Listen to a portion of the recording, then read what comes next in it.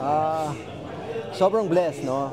The long wait is over. Kasi ang hirap din nung preparation ng criteria eh. Maybe that's why ngayon lang sila nakarating. Pero sabi nga nila, uli man daw at magaling, di ba?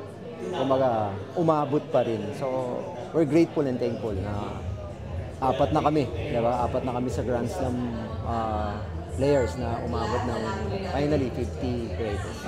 So, blessed.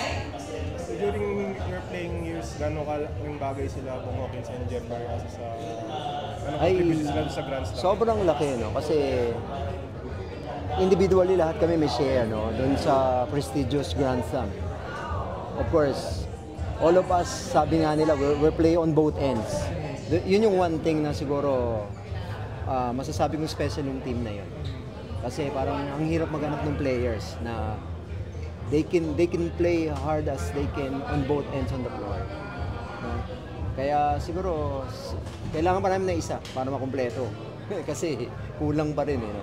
Even though I think if I'm not mistaken we're only 8 to 7 rotation player on that time. So para sa situation namin we need to compete each other para umabot kami doon.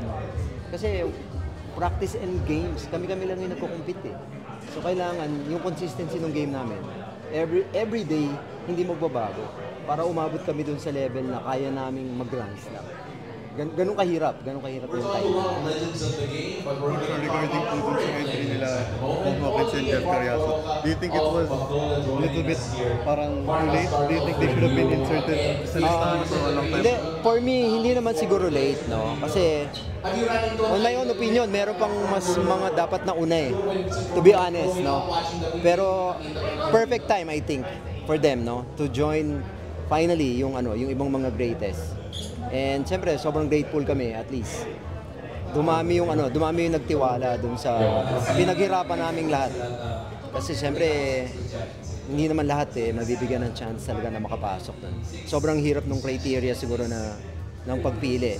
Dun sa mga panel ng pumili, sobrang thankful and grateful kami, no? Naging part kami. Although, medyo natagalan, pero sabi nga nila, long wait is over, finally, nakumpleto na. Hopefully, lahat masaya dun sa napiling 50, no? Na greatest player. Coach, about yung sila aside Ono, nakasabayan mo rin